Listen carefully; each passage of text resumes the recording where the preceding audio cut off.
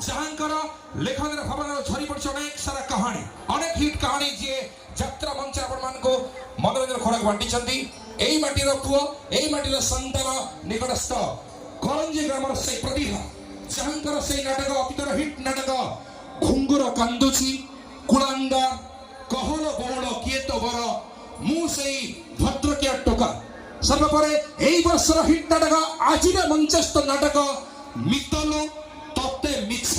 मते सत से नाटकर श्रेष्ठ से नाटकर नाट्यकार यंत्र जगतर शेक्सपियर नाट्यकार अरुण बारिक को मंच को स्वागत करने जोरदार करते सहित हाजिर अतिथि हम समस्त का प्रिय हाजिर अरुण बारिक सर वर्तमान सर आसी आपण गहन रिप्रेजेंट करे जोरदार करते प्लीज जगह समस्त रिक्वेस्ट वर्तमान यात्रा कमिटी कर्मकर्ता को निवेदन करेबी मूल्यवान वक्तव्य प्रदान करिया प्लीज शुभरात्रि सब दर्शक बंधु शुभरात्रि एबे आम अंचल गौरव आम बड़ भाई तांकरी पाए हम आसु आपन समय नष्ट हो आपन खराब लागुथिबो किंतु आमे रही पाइलु आम अंचल गौरव जे अरुण कुमार बारिक आम बारिकपुर हाई स्कूल स्टूडेंट आम सीनियर एवं बहुत बही लिखिं ओडिशा सारा समर्थित होती किंतु आम गाँ माटी आम चाहिए आम गाँ माटी तरफ आम समर्थ यात्रा कमिटी जो चली जाए बहुत सब दल निर्विशेष समस्त सहयोग अच्छी दल आज्ञा ना किंतु फिर भी मनोरंजन सेनापति टीटू सेनापति जी और राइस मिल मालिक बहुत अवदान अच्छी विशेषकर खटती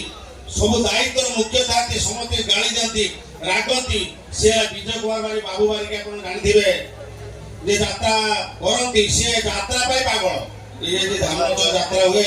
सी अरुण कुमार बारिक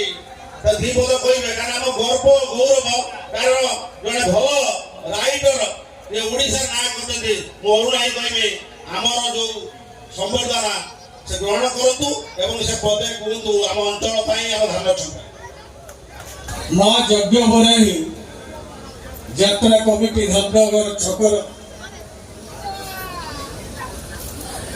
समस्त सदस्य सर्वोपरि मनोरंजन सेनापति टीटू बाबू विजय बाबू जहाँ को समस्ते भाई बोली डाकती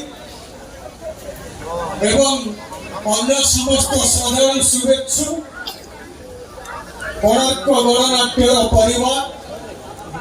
एवं उपमंचल बसी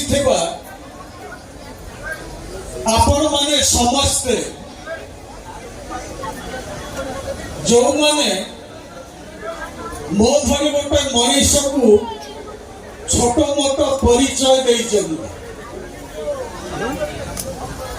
आपण माने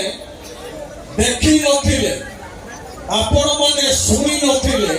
मते बोधे छोट मोट परिचय मिली नथा